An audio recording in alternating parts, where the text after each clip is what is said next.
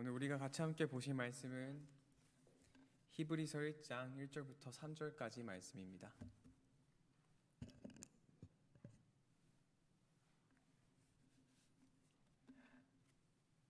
히브리서 1장 1절부터 3절까지 말씀 다 찾으신 줄로 알고 함께 읽어보도록 하겠습니다. 옛적의 선지자들을 통하여 여러 부분과 여러 모양으로 우리 조상들에게 말씀하신 하나님이 이 모든 날 마지막에는 아들을 통하여 우리에게 말씀하셨으니 이 아들을 만유의 상속자로 세우시고 또 그로 말미암아 모든 세계를 지으셨느니라. 이는 하나님의 영광의 강체시요 그 본체의 형상이시라.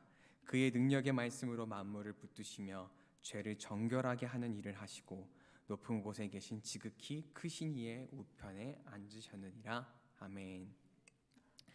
사랑하는 성도 여러분, 오늘은 아들이신 예수라는 제목으로 말씀을 전하려고 합니다. 오늘 살펴볼 히브리서 말씀은 당시 핍박을 받던 유대인들에게 쓴 말씀입니다. 유대인들이 기독교로 개종을 했지만 여러 가지 핍박과 고난을 이기지 못하자 다시 유대교 관습으로 되돌아가려고 할 때 히브리서의 저자가 누군지는 잘 모르지만 이 저자가 경고하고 다시 예수 그리스도를 가르쳐서 주님의 품으로 돌아오게 하는 그런 역할을 가지고 있습니다. 저는 여기서 우리가 유대인들은 아니지만 유대교인들은 아니지만 우리와 비슷한 모습을 가지고 있다라고 생각을 하게 되었습니다. 어떤 부분에서 우리가 이 유대인들과 비슷한 모습이 있다고 생각이 들었냐면, 처음에 우리는 교회를 기쁘게 또 구원받은 기쁨으로 나갑니다. 그런데 어려움이 닥치고 또 시간이 많이 흐르자 예수가 주가 되는 것이 아니라 다른 것이 유대교인들에게서 유대교 관습이 주가 되기 시작했던 것처럼 우리도 다른 것이 주가 되고 있지는 않나라고 이렇게 생각하게 되었습니다. 그래서 제 신앙생활을 한번 되돌아보았습니다. 제 어릴 적부터 신앙생활을 한번 생각해 보았습니다. 초등학교 때는 제 신앙생활은 마치 놀이터 같은 것이었습니다. 교회에서 항상 그냥 재밌게 뛰어놀았습니다. 중학교, 고등학교 때는 교회는 항상 골칫덩어리였습니다. 모든 것을 하고 싶고 주일에 신나게 PC방도 가고 놀고 싶은데 신앙생활이라는 것이 제 발목을 잡아서 제가 하고 싶은 것을 하지 못하게 했기 때문입니다. 청년의 때가 되자 교회는 쉼터이자 때로는 일을 하는 곳이었습니다. 청년들끼리 학업에서 지쳐서 모여서 함께 노는 것이 즐겁고 좋았지만 이 교회에서 맡은 직분은 학업과 함께 감당하기에는 만만치가 않았습니다. 그리고 이제 목회자가 되었는데 목회자 직분으로서 교회가 때로는 그저 예수 그리스도가 중심이 되어야 되는데 가끔씩은 정말로 그냥 사역지가 되고 있지는 않나라는 생각을 하게 되었습니다. 이렇게 지난 날들을 제가 되돌아보면서 나는 나의 신앙생활을 통해서 도대체 무엇을 주로 생각하고 살았을까? 나의 중심은 과연 무엇이었을까라고 생각해 보았을 때 정말로 나의 주가 내 안에 있는 중심이 예수 그리스도만 있었나 하는 의문을 갖게 되었습니다. 사랑하는 성도 여러분, 여러분들의 신앙생활에서 혹시 지금 주가 되고 있는 것은 무엇입니까? 그리스도를 알려고 하는 것만이 주가 되고 있습니까? 아니면 다른 복잡한 생각들이 주가 되고 있습니까? 이를테면 이제는 친구들을 만나는 것이나 여기서 성도님들과 교제를 하는 것이나 한 주 예배를 습관적으로 드리는 것이나 봉사를 하는 것만이 주가 되고 있지는 않나 한번 생각해 보게 됩니다. 저는 그래서 오늘 설교를 통해서 특별히 이 히브리서 1장 말씀을 통해서 예수 그리스도에 대해서만 생각해 보려고 합니다. 세 가지 부분으로 나눠서 생각할 건데, 말씀이신 예수, 만유의 상속자이신 예수, 또 영광의 강체이신 예수, 이렇게 세 가지로 나누어서 예수 그리스도에 대해서만 생각할 때 하나님께서 우리에게 주시는 큰 은혜가 함께 할 줄로 믿습니다. 첫 번째, 아들이신 예수 그리스도는 말씀이십니다. 어떤 사람들은 기독교에서 주장하는 하나님은 없지만 신은 있다고 얘기하는 사람들이 있습니다. 그 사람들은 이렇게 생각합니다. 신은 인격적이지 않고 정해진 법칙대로 그저 우주를 운행하고 있을 뿐이라고. 왜냐하면 세상에서 일어나는 많은 악행과 불의들을 신이 마치 침묵하고 있는 것처럼 보고 있기 때문입니다.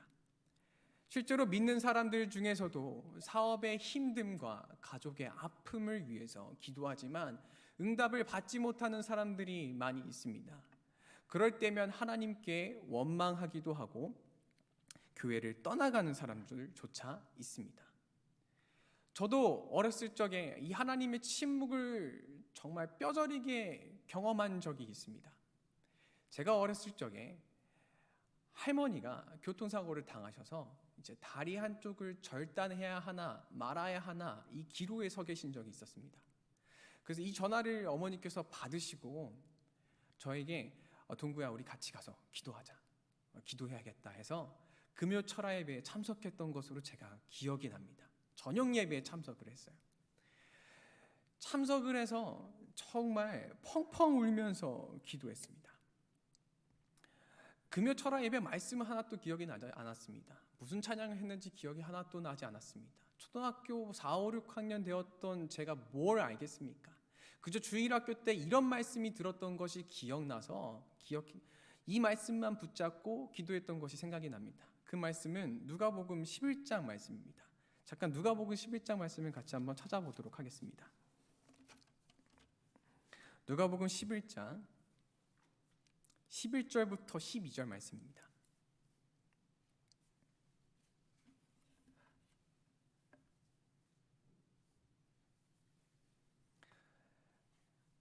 누가복음 11장 11절부터 12절 말씀 함께 읽도록 하겠습니다. 시작.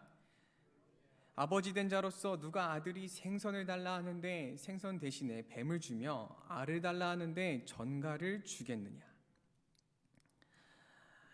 제가 주일학교 때 목사님으로부터 이 말씀을 듣고 막 펑펑 울면서 기도했습니다. 하나님 제발 우리 할머니 다리 가져가시면 안 돼요. 정말 할머니 다리 낫게 해주세요. 할아버지 돌아가셨을 때도 제가 이렇게 안 울었습니다. 제가 도둑질하다가 엄마한테 엉덩이를 뒤지게 맞았을 때도 저 평생에 그렇게 울어본 적이 없습니다. 진짜 제 생애에서 가장 많이 울어본 날이 있다면 아마 이 날일 겁니다. 정말 눈이 보이지 않을 정도로 하나님 제발 이렇게 기도하면 저에게 전갈 주시지 않겠죠. 제가 하나님 다리 낫게 해달라고 하는데 뱀을 주시진 않겠죠 라고 그렇게 부르짖으면서 기도했습니다. 기도회가 끝나고 집에 가서도 기도하고 학교 가서도 그렇게 기도했습니다. 그런데 결국은 저희 할머니는 왼쪽 다리를 잃어버리시고 마셨습니다. 그날 이후로 제가 하나님을 의심하고 원망했을까요? 조금 그렇게 했습니다. 그런데 다행인지 저희 어머니께서 저를 어떻게 다독여 주셨는지 모르겠지만 저는 하나님을 원망하긴 했지만 조금밖에 원망 안 하고 다른 사람을 원망했습니다. 제 분노가 다른 곳으로 쏟아졌습니다. 그 사람들은 바로 구약 성경에 있는 사람들입니다. 제가 이 사람들을 보면서 성경을 배우면서 얼마나 초등학교 때 화가 났는지 모릅니다. 아니 이 사람들은 하나님의 말씀을 그냥 듣는데 하나님의 말씀을 정말 대화하듯이 듣는 것 같은데 왜 이렇게 말을 듣지 않을까? 제가 만약에 구약 시대로 돌아간다면 나는 절대로 하나님께서 만약에 내 기도를 들어주시지 않을지라도 내가 그렇게 기적들을 보고 말씀들을 들을 수 있다면 나는 하나님을 배신하거나 미워하거나 원망하거나 실망하지 않을 거야 라고 생각했던 것이 기억에 납니다. 정말로 만약에 우리가 이 하나님의 목소리를 직접 듣는 시대에 살아간다면 어떨까요? 마치 침묵하시는 하나님이 아니라 정말로 하나님께서 우리에게 찾아오셔서 말씀하시는 그 시대에 살아간다면 어떻겠습니까? 목사님이 토요일 새벽 예배에 기도하자고 하시는 게 아니라 토요일 새벽에 산에 올라가셔서 말씀을 듣고 내려오십니다. 그리고 공동회 때 집사님, 장로님을 뽑을 때 이분 저분 뽑아라라고 그렇게 말씀하신다면 우리의 신앙생활이 얼마나 편해질까요? 코로나로 인해서 믿음이 연약해지고 있는 성도님들에게 만약 하나님께서 직접 가셔서 말씀하신다면 동구야 힘들지, 누구야 힘들지, 많이 지치지, 조금만 힘내라 라고 정말 그렇게 가서 직접 말씀하신다면 어느 성도도 이 믿음의 길에서 넘어질 것이 없어 보일 텐데 말입니다. 심지어 제 친구는 저에게 이렇게 말합니다. 믿지 않는 친구인데 제가 전도를 하니까 동구야, 나한테 그렇게 전도하지 마. 너 이렇게 하나님을 이렇게 설득하려고 하냐? 차라리 이렇게 기도해. 하나님이 그냥 날 찾아와서 나한테 그냥 말하면 내가 믿을게. 하나님이 날 그렇게 사랑한다면 그렇게 사랑하시는 하나님은 나를 찾아오셔서 말씀할 수 있는 것도 아니냐? 굳이 그렇게 기도하지 말고 나한테 찾아와서 이렇게 설득하려고 하지 말고 너가 기도해서 하나님이 나를 찾아오도록 해 라고 말했던 제 친구도 있습니다. 좀 설득력 있게 들리지 않습니까?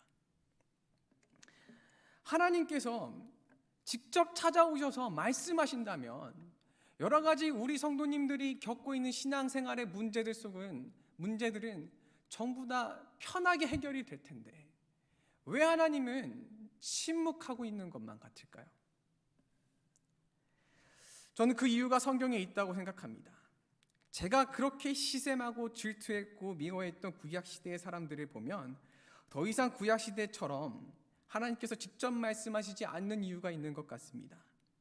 왜냐하면 이 사람들이 창세기 때부터 말씀을 직접 들음에도 범죄를 계속 지었기 때문입니다.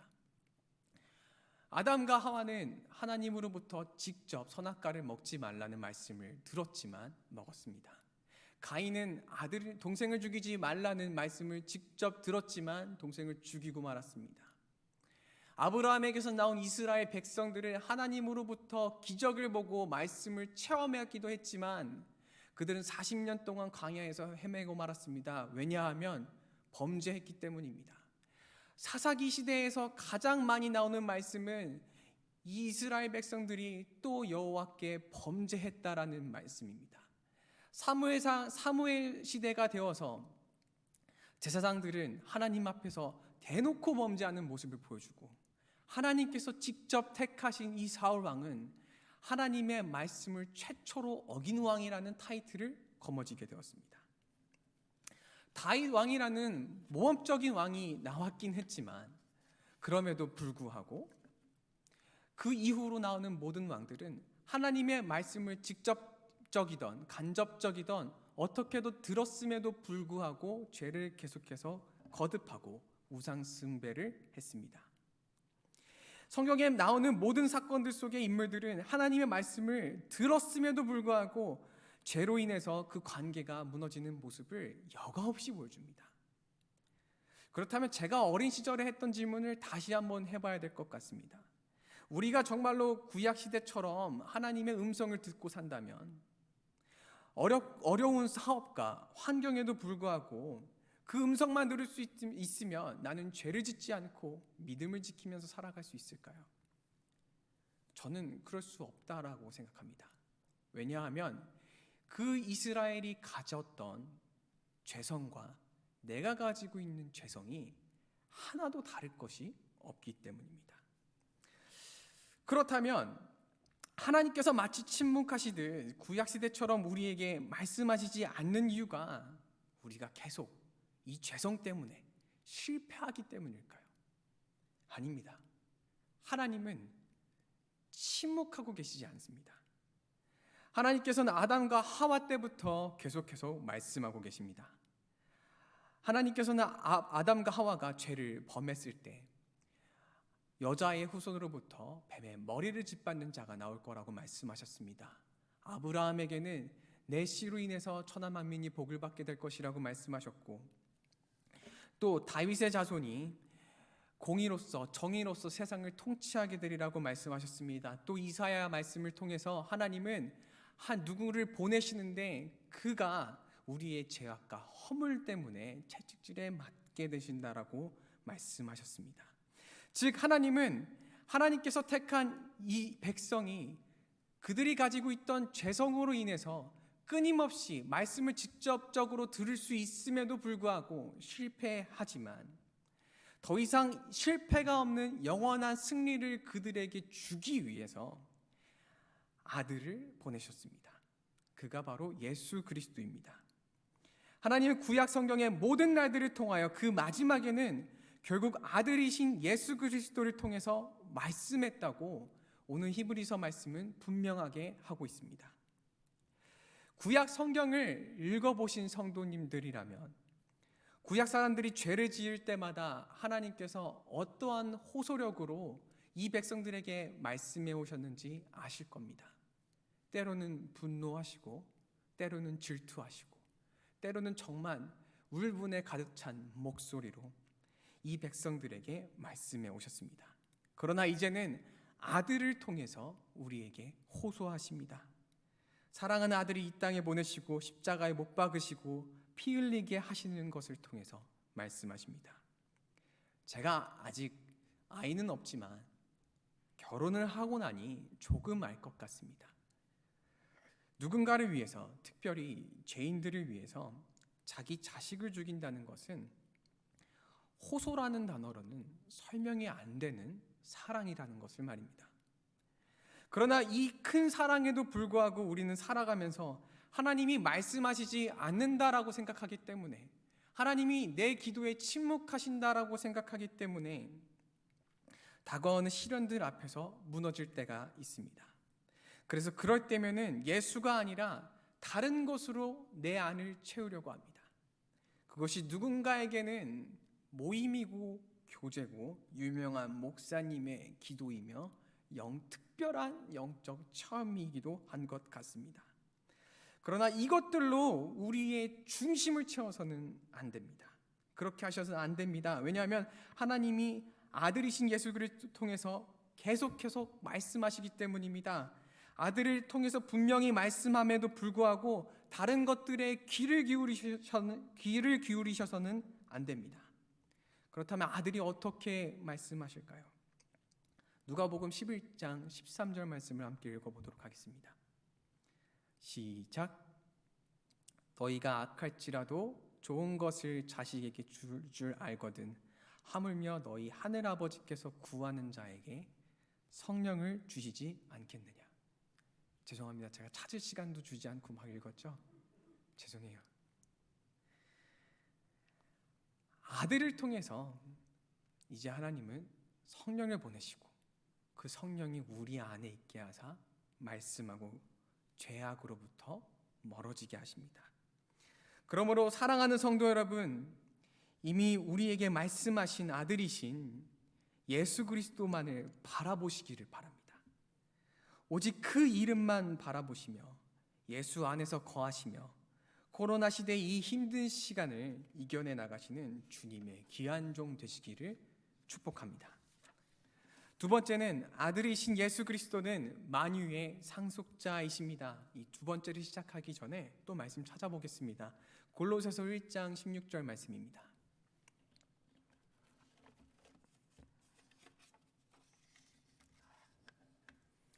골로새서 1장 16절 말씀 펴놓기만 하겠습니다.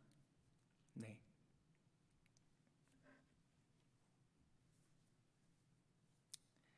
네, 다 찾으셨으면 저를 봐주시면 감사하겠습니다. 이 한국에 굉장히 유명한 화백이 있습니다. 김정기 화백인데 혹시 알고 계실까요? 아마 청년들 중에는 알고 있는 사람들도 있을 것입니다. 이 김정기 화백은 굉장히 유명한데 그 이유가 10m가 넘는 도화지에 아무런 밑그림 없이 그림을 그리기 때문입니다. 그런데 그가 더 대단한 이유는 보통의 화백들은 전시전에 가서 완성된 작품을 걸어 놓습니다. 그런데 이 화백은 완성된 작품이 아니라 자기가 가서 온 관객들과 대화를 하면서 그림을 그립니다. 그런데 이 그림이 대충 그리는 것이 아니라 이 그림을 자세히 보면 수많은 사람들이 그 그림 속에 펼쳐지는데 그 한 사람 한 사람 다 스토리가 있고 연결되어 있습니다. 그래서 완성된 그림을 이렇게 보면 마치 영화 한 편을 보는 것 같은 느낌을 줍니다. 그래서 이 김정기 화백은 이렇게 얘기합니다. 자기는 그림을 그리는 것이 아니라 자신만의 세계를 창조한다라고 얘기합니다. 제가 그분의 이 유튜브 영상을 보면서 그 큰 도화지에 밑그림도 없이 자기만의 스토리를 그려나가는 그 그림을 보면서 한편으로는 이렇게 생각했습니다. 하나님께서도 이 세상의 끝과 처음과 끝을 그리고 계실 텐데 도대체 어떤 생각으로 이 그림을 그리실까라고 생각하게 되었습니다. 오늘 읽어볼 이 말씀이, 또 이 말씀은 골로새서 말씀이 아니라 히브리서 말씀입니다. 네, 골로새서, 히브리서 다 보도록 하겠습니다. 골로새서 1장 2절 말씀이 저는 하나님께서 세상의 처음과 끝을 그리시기로 계획하시면서 가지셨던 말씀이라고 저는 생각합니다. 우리 같이 함께 2절 말씀을 읽어보도록 하겠습니다. 시작. 네, 히브리서입니다. 죄송합니다. 시작. 이 모든 날 마지막에는 아들을 통하여 우리에게 말씀하셨으니 이 아들을 만유의 상속자로 세우시고 또 그로 말미암아 모든 세계를 지으셨느니라. 아멘. 히브리서의 저자는 예수 그리스도를 만유의 상속자, 이 세상을 지으신 분이라고 설명합니다. 제가 앞서서 첫 번째로 하나님께서 마지막에 아들을 통하여 우리에게 말씀하셨다는 것과 그렇기 때문에 우리는 예수 그리스도를 바라봐야 된다고 말씀해 드렸습니다. 여기서 질문이 있습니다. 예수를 바라본다는 것은 그럼 어떤 것일까요? 십자가를 바라보는 것일까요? 아니면 멋진 예수님의 얼굴이 그려져 있는 그림을 바라보는 것일까요? 둘 다 아닙니다. 당연히 성경 말씀을 읽는 것이 우리가 예수 그리스도를 바라보는 것입니다. 그런데 간혹 우리가 이 말씀을 읽으면서 예수 그리스도를 바라보면서 실수하는 것이 있다고 생각합니다. 그것은 우리가 예수를 생각하며 바라볼 때 예수께서 만유의 상속자이시며 이 세상을 지으신다는 것에도 집중하는 것이 아니라, 그것에도 초점을 두는 것이 아니라 그의 십자가 죽음과 고난만을 생각하고 죄사함을 받아 이제 내가 천국에 들어갈 수 있다는 것에만 집중하는 경향이 많은 성도님들 가운데 있습니다. 제가 결혼한 지가 얼마 되지 않았지만 연애하던 시절에 이제 사모님과 많이는 아니고 조금 다퉜습니다. 다툰 적이 있는데 정말 별것도 아닌 일에 다퉈서 지금 돌이켜 생각해 보면 왜 싸웠지, 왜 다퉜지라고 생각하게 됩니다. 그런데 하나 분명하게 기억에 남는 것은 내가 잘못한 것이 아니라 아내가 잘못했다고 기억이 납니다. 무슨 잘못인지 모르겠는데 분명하게 내가 잘못한 것 같지는 않다라는 생각을 하게 됩니다. 저는 이 다툼 속에서 깨달은 것이 있습니다. 제가 아무리 아내를 사랑한다고 하지만 저도 사람인지라 잘못된 것을 다룰 때면, 잘못을 다루고 죄의 모습을 다룰 때면 사람은 언제나 굉장히 방어적으로 자기 중심적으로 생각하며 너무나 쉽게 나에 대한 것만 생각하게 됩니다. 이러한 우리의 자기중심적 생각은 죄가 드러나는 십자가 앞에서 더한 것 같습니다. 우리는 나의 죄가 사함을 받았다, 나 때문에 예수 그리스도가 피를 흘리셨다 라는 사실만 중요해서 평생 예수만 생각하면 마치 내 구원을 위해서 주님이 존재하시는 것처럼 생각할 때가 있습니다. 정말로 인간의 구원을 위해서 주님의 희생만이 중요했다면 모든 서신서에서는 주님의 보혈만 다루고 그 보혈의 기쁨과 내가 구원받았습니다, 너무 기쁩니다 하는 찬양만이 이 서신서에 담겨 있어야 하는데 그렇지 않습니다. 물론 서신서가 이 보혈과 십자가의 보혈과 그의 희생을 다루기도 하지만 그 대부분은 각자 처한 상황에 따라 어떻게 하면 하나님의 나라를 확장시킬 것인지에 대해서 사도들은 다룹니다. 왜 사도들은 자기의 구원보다 하나님의 나라가 확장되는 일에 더 많은 시간을 할애했을까요? 왜 사도들은 이제 구원을 받았으니 되었다라고 막 기뻐하는 것이 아니라 하나님의 나라가 확장되는 일에 그렇게 신경을 쓸 수 있었을까요? 저는 그 이유가 예수 그리스도께서 만유의 상속자가 되었기 때문이라고 생각합니다.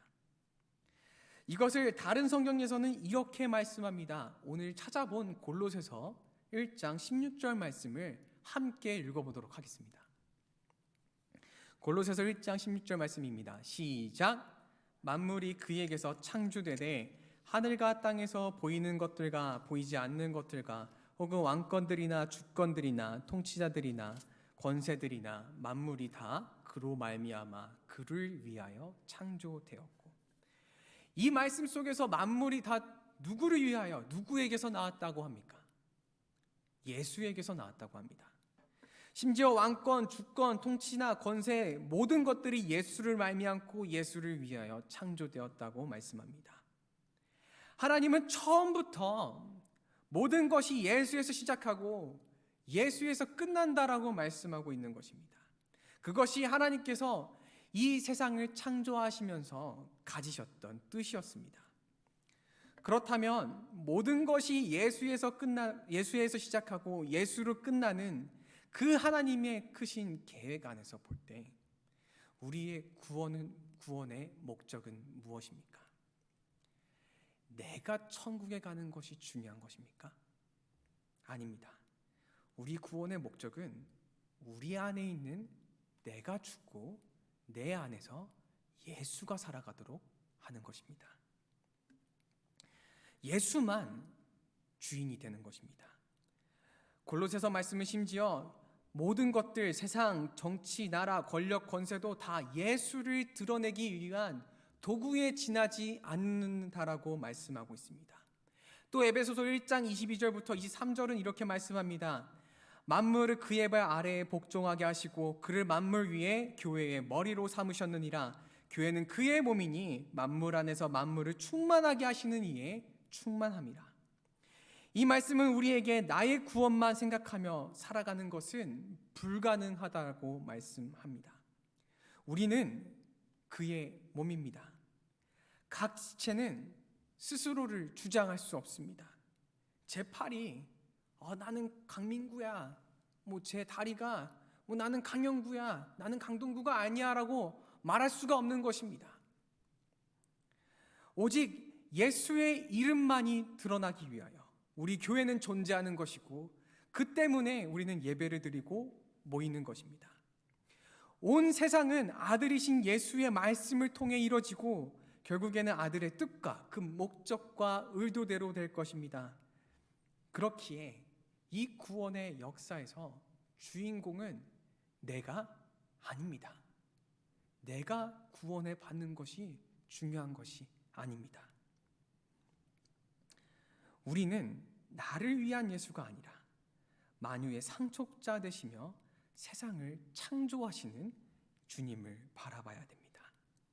사랑하는 성도 여러분, 그럼에도 불구하고 오늘날 많은 그리스도인들이 자신의 구원만을 생각하며 살아갑니다. 자신이 중심이 되어 나만 죄를 짓지 않고 적당히 교회에 잘 다니고 성경 읽고 기도하고 살아간다면 괜찮아. 나 집에서 예배 잘 드려. 나 온라인 예배 잘 드립니다. 그 정도로도 괜찮다고 생각합니다. 정말로 괜찮을까요? 만약 나의 구원만이 중요하게 생각하며 살아간다면 저는 적어도 10m의 도화지와는 비교도 할 수 없는 이 하나님께서 그리시는 예수라는 도화지에 함께 있겠다는 의미로는 들리지 않을 것 같습니다.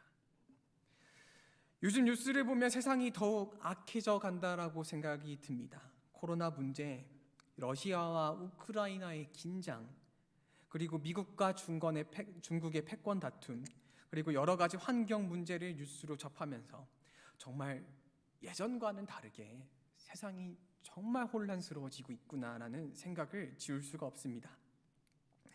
저는 하나님께서 이런 상황들을 통해 어떻게 이 세상 속에서 예수를 드러내실지 알 수가 없습니다. 그러나 분명한 것은 하나님은 이 상황들을 통해 예수로 세상을 충만하게 하시며 그로 인해 영광을 받으실 것입니다.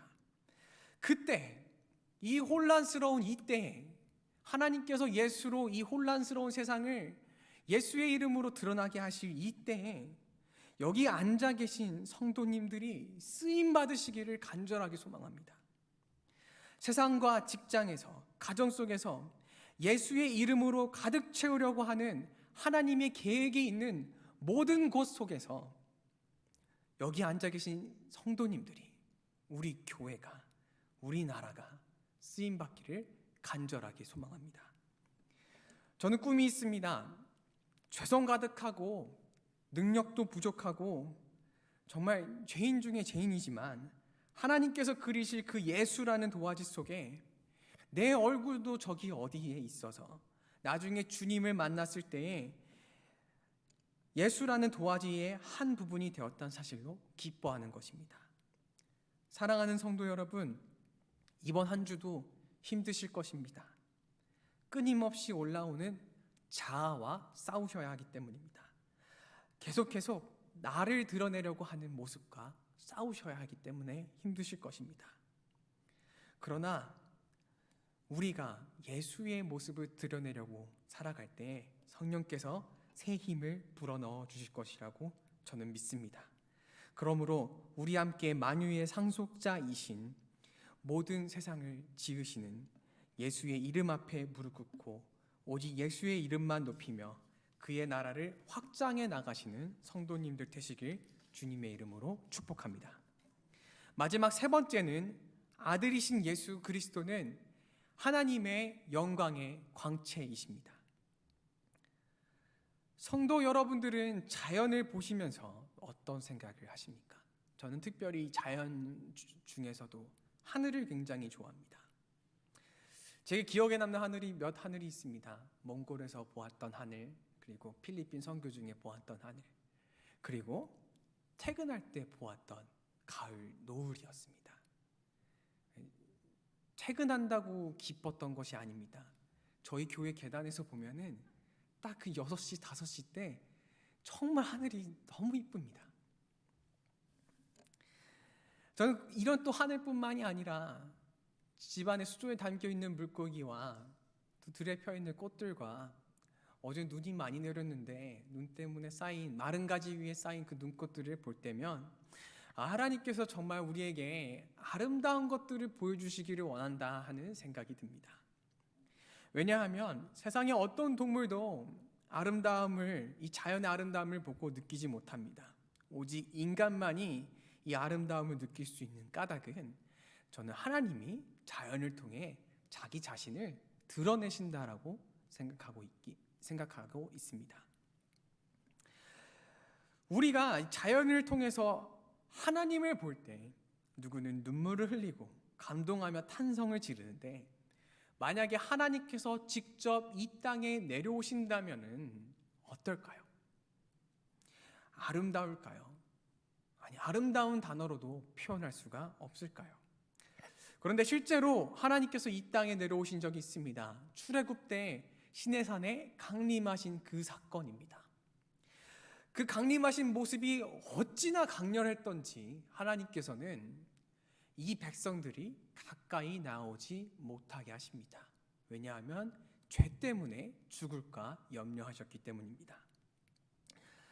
그런데 요한복음 1장에서 오늘 뭐라고 말씀하냐면 참빛, 그 참빛이 우리에게 오사 우리 가운데 거하신다라고 말씀하며, 오늘 본문 말씀도 그 빛이 단순한 빛 정도가 아니라 하나님의 영광의 광채이자 본체라고 얘기하십니다.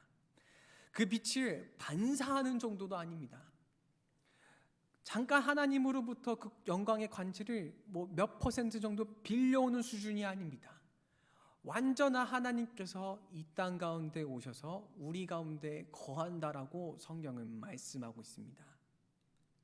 저는 근데 이 말씀이 사실 두려운 말씀이 되어야 된다라고 생각을 합니다. 왜냐하면 죄인인 우리가 어떻게 하나님의 그 영광과 마주할 수 있겠습니까? 죽을 것이 뻔한데 말입니다. 그 영광의 광채를, 본체이신 그 영광의 광채를 지니신 하나님이 이 땅에 또 우리 가운데 내려오셨다면 당장이라도 목욕하고 거룩한 옷을 입고 준비해도 아마 우리는 죽고 말 것입니다. 그런데 막상 이 하나님이 우리 가운데 오셨는데 그 모습이 어떠했나요? 하나 보잘것 없었습니다. 가난한 동네 나사렛에서 나셔서 목수일을 하셨습니다. 특별히 모세처럼 얼굴이 막 빛났던 것도 아닙니다. 오히려 중동 지방의 햇빛에 그을린 피부를 가지실 것이라고 저는 생각을 합니다. 평범한 사람들과 하나 다를 것 없는 모습으로 오셨습니다. 솔직히 말하면 오늘 본문 속에서 말씀하는 하나님의 영광의 광채다라고 하는 모습은 찾아볼 수가 없는 모습으로 그분은 이 땅에 오셨습니다. 그런데 요한은 이 예수 그리스도의 모습을 이렇게 표현합니다. 말씀이 육신이 되어 우리 가운데 거하심에 우리가 그의 영광을 보니 아버지의 독생자의 영광이요 은혜와 진리가 충만하더라. 아니, 그 예수 그리스도의 모습은 빛도 없고 막 땅이 진동하는 것도 없고 걸어 다닐 때마다 막 나팔 소리가 들리는 모습도 아닌데, 요한은 도대체 어떻게 그 보잘것없는 목수의 모습을 보면서 영광이요 은혜와 진리가 충만하다고 얘기할 수 있었을까요? 스가랴서 9장 9절 말씀은 이렇게 기록하고 있습니다. 시온에 따라 크게 기뻐할지어다. 예루살렘에 따라 즐거이 부를지어다. 보라, 내 왕이 내게 임하시나니 그는 공의로우시며 구원을 베푸시며 겸손하여서 나귀를 타시나니 나귀의 작은 것 곧 나귀 새끼니라. 이스가랴서 말씀에서 이 땅에 오시는 그 왕의 모습은 두 가지로 보입니다. 첫 번째, 겸손한 모습입니다. 이 겸손한 모습에 대하여 빌립보서 말씀은 그 아들이 하나님과 동등됨을 원하시지 않고 종의 형체로 사람의 육신을 입으셔서 오셨다라고 말씀하고 있습니다. 그리고 스가랴서 말씀에서 두 번째로 이 왕이 하시는 일은 공의로우셔서 구원을 행하신다는 것입니다. 하나님의 아들은 자신의 영광의 광채를 눈으로 볼 수 있게 하시지 않으셨습니다. 다만 하나님께서는 겸손하신 모습으로 자신의 영광의 광채를 숨기시고 다른 것들을 통해서 그 영광을 드러내셨습니다. 곧 하나님의 자비와 긍휼인 구원의 사역을 통해서 그의 영광을 드러내셨습니다. 그 영광의 광채가 얼마나 놀라운지 저는 우리 가족들을 볼 때마다 놀라곤 합니다. 가끔 속으로 제가 이렇게 얘기합니다. 우리 아빠가 어떻게 저렇게 교회에 잘 다니는 사람이 됐을까? 놀랍지 않습니까? 예전에는 그렇게 교회 잘 나가시지 않는 분이었는데 지금은 수요예배도 참석하시는 게 저는 정말 기적이라고 생각을 합니다. 정말 놀라운 일들은 꼭 우리 가족을 볼 때만이 아니라 솔직히 말씀드리면 성도님 여러분들을 볼 때도 생각이 듭니다. 교회에 다닐 자격이 없는 분들인데 어떻게 교회에 다닐 수 있지라고 얘기하는 것이 절대 아닙니다. 교회에 다닐 자격이 없는 것은 누구도 없습니다. 저는 사람들을 볼 때, 또 저를 볼 때, 여러 교역자들이나 예수를 믿는다고 하는 모든 사람들을 볼 때 하나님께서 어떻게 저 인생 속에 찾아오셔서 흑암 가운데서 건지시고 인도하셔서 이 교회 안에서 예배하게 하시는지에 대한 놀라움이 있습니다. 아무리 모태 신앙이 있다곤 하지만 어렸을 때부터 예수를 교육받는다라고 얘기할 수 있겠지만 우리는 날 때부터 죄인입니다. 그런 죄인이 어떻게 스스로 자기가 죄인인 것을 고백할 수 있겠습니까? 또 어떻게 예수 그리스도를 나의 주로 시인할 수 있겠습니까? 그 놀라운 능력이 여기 앉아 계시는 성도님들 한 분 한 분에게 있다고 생각하면 그 하나님의 아들의 영광과 능력의 놀라움을 금할 수가 없습니다. 그런데 그 놀라움은 여기서 끝나지 않습니다. 이제 히브리서 저자는 이어서 말씀합니다. 오늘 본문 3절 말씀을 함께 읽어보도록 하겠습니다. 시작.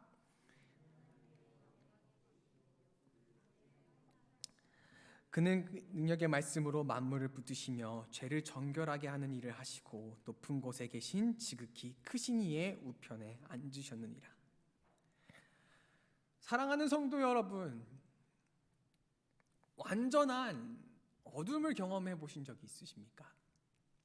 제가 태국에 선교를 갔을 때 전기가 들어오지 않는 산간 지방에서 잤던 적이 있습니다.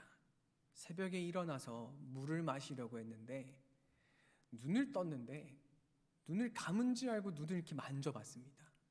정말 아무것도 보이지 않았습니다. 한국에 살면 아무리 방문을 닫아놔도 시계에서 보이는 그 야광 불빛이라든지 핸드폰에서 보이는 불빛이라든지 아주 작은 불빛쯤은 꼭 찾아볼 수가 있습니다. 그런데 그곳에서는 어떠한 불빛도 찾아볼 수가 없었습니다. 그렇게 되자 제 마음은 두려움에 쌓였습니다. 제가 그때 마시고 싶은 물보다 더 간절하게 바랬던 것은 진짜 작아도 좋으니 아주 작은 불빛 하나만 제 눈에 보였으면 하는 그런 갈망이 저에게 있던 것이 제 기억에 많이 남습니다. 죄를 정결하게 하셨다라고 방금 읽은 말씀에서 말씀하셨습니다. 하나님의 아들이 우리의 죄를 정결하게 하셨습니다. 그 말씀은 우리 인류에게 쓰인 완전한 어둠을 거두셨다는 말씀입니다. 원수 사탄 머리를 짓밟으셔서 십자가의 죽음과 부활을 통해서 완전한 승리를 가져가셨다라는 말씀입니다. 모든 인류가 죄의 종이 되어 수천 년을 고통과 어둠 속에서 지내고 있을 때, 모든 인류가 그 작은 빛이라도 바라고 있을 때 하나님의 아들은 자신의 영광의 광채를 온 인류에게 비추시며 어둠을 물러가게 하셨습니다. 사랑하는 성도 여러분, 예수 인간을 바라보면 빛도 보이지 않고 아무것도 없어 보이는 그저 목수일지도 모르겠습니다만, 그러나 하나님의 아들이신 예수 그리스도를 바라보면 보이는 것은 빛밖에 없다고 저는 생각합니다. 그렇기 때문에 그리스도인으로서 거룩한 옷을 입고 주께 나와 예수 안에서 함께 앉는 그날을 기대할 수 있게 됩니다. 왜냐하면 예수 그리스도를 볼 때마다 그 영광의 광채가 너무나 황홀하기 때문입니다. 수많은 믿음의 선배들이 그 영광의 날을 위하여, 그 영광의 빛을 위하여 고통과 아픔 속에서도 믿음을 놓지 않았던 까닭은 그들이 하나님께서 아들을 통해서 주시는 그 구원의 빛을 바라봤기 때문이라고 저는 생각합니다. 사랑하는 성도 여러분, 예수 그리스도의 영광의 광채는 세상의 눈으로는 볼 수 있게 비추고 있지 않습니다. 빌립은 예수 그리스도를 만나고 함께 다녔음에도 불구하고 예수님께 아버지를 보여달라고 요구했습니다. 그 요구에 대한 예수님의 대답은 이것이었습니다. 내가 아버지 안에 거하고 아버지께서 내 안에 계심을 믿으라. 그렇지 못하겠거든 행하는 그 일로 말미암아 나를 믿으라. 어둠과도 같은 이 세상 속에서 우리 그리스도인들이 살아가는 유일한 방법은 빛 대신 예수 그리스도를 바라보는 것입니다. 아들이면서 하나님 그 자체이신 그 영광의 광채를 보고 즐거워하며 빛 대신 주가 우리 가운데 계시다는 것을 믿음의 눈으로 바라보는 것, 그것이 이 힘든 세상에서 우리가 살아가는 유일한 방법이라고 생각합니다. 히브리서 12장 1절 말씀은 이렇게 말씀합니다. 믿음의 주요 또 온전하게 하시는 이인 예수를 바라보자. 이번 한 주도 우리 가운데서 영광의 광채로 빛내고 계시는 그 예수 그리스도를 바라보시며 한 주 동안 이 어려운 세상 속에서 승리해 나가시는 우리 성도님들 되시기를 주님의 이름으로 축복합니다. 우리 같이 함께 찬송가 292장 찬양하도록 하겠습니다.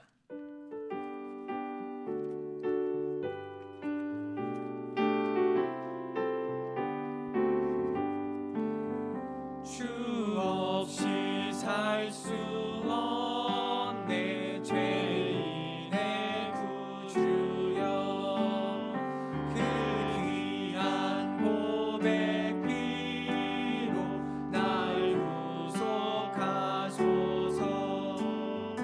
구주의 사랑으로 흘리신 보혈이 내 소망 나의 위로 내 영광 됩니다.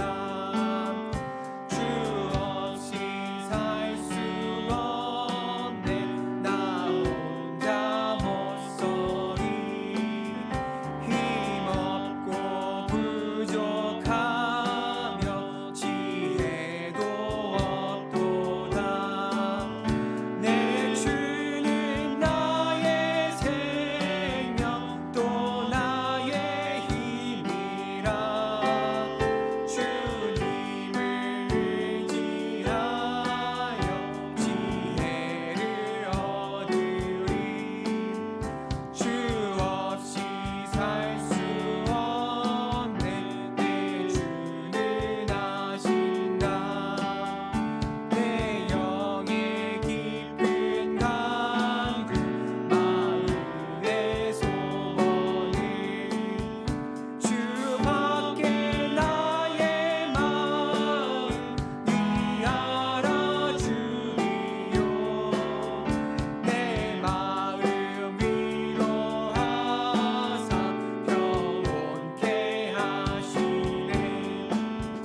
주 없이 살 수 없네 세월이 흐르고 이 깊은 고독 속에 내 생명 끝나도 사나운 풍랑이 때 날 지켜주시니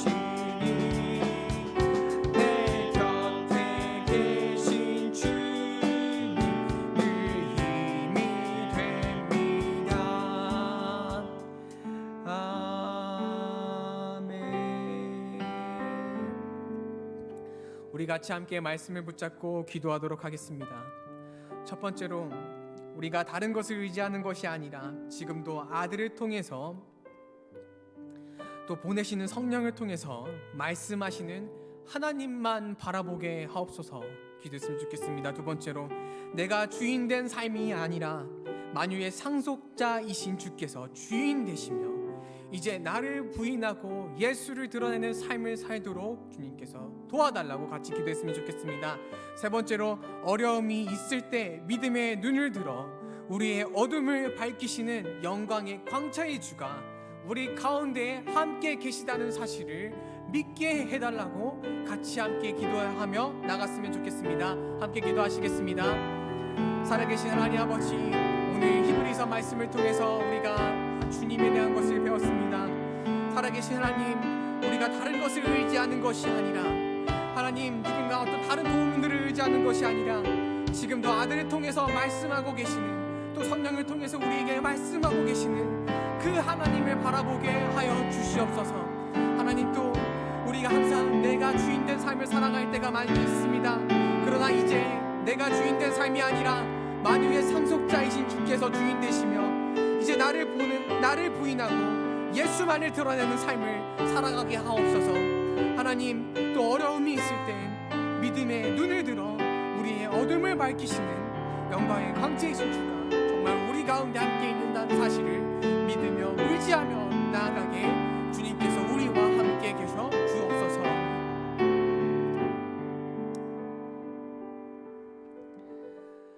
살아계신 하나님 아버지, 감사합니다. 오늘 이 히브리서 말씀을 통해서 우리 마음속에 새길 예수님의 모습을 보았습니다. 예수님은 말씀이십니다. 그렇기 때문에 우리가 이 말씀하시는 예수님만 붙들고 침묵하시는 것이 아니라 우리에게 언제나 말씀하신다는 사실을 붙잡고 어려운 상황들이 있을 때마다 말씀하시는 예수님만 바라보게 하여 주시옵소서. 또 하나님, 내가 주인된 삶을 살아갈 때가 많이 있습니다. 또 때로는 이기적이게 나의 구원만 중요하다고 생각할 때가 많이 있습니다. 그러나 이제 이 세상의 주인이 내가 아니라 만유의 상속자가 되시는 예수 그리스도임을 깨달아 하나님의 나라를 확장하는데 우리의 모든 것을 쏟을 수 있도록 주님께서 함께하여 주시옵소서. 하나님, 어려움이 있을 때마다 믿음의 눈을 들어 우리와 함께 계시는 영광의 광채이신 또 본체이신 예수 그리스도를 바라볼 수 있는 믿음의 눈을 우리에게 허락하여 주시옵소서. 하나님, 코로나로 인해서 여태 지금도 많이 확진자가 나오고 있습니다. 우리 교회를 지켜주시옵시고, 하나님 아버지, 우리 교회 성도님들 중 누구도 이 코로나로 인해서 어려움을 겪지 않도록 지켜주시옵시며, 우리가 함께 이 오프라인 예배를 계속해서 드릴 수 있도록 주님께서 함께하여 주시옵소서. 이제는 주 예수 그리스도의 은혜와 하나님의 사랑하심과 성령님의 교통하심이 여기 함께 모인 하나님의 거룩한 백성들 위에 이제로부터 영원토록 함께 있을지어다. 아멘.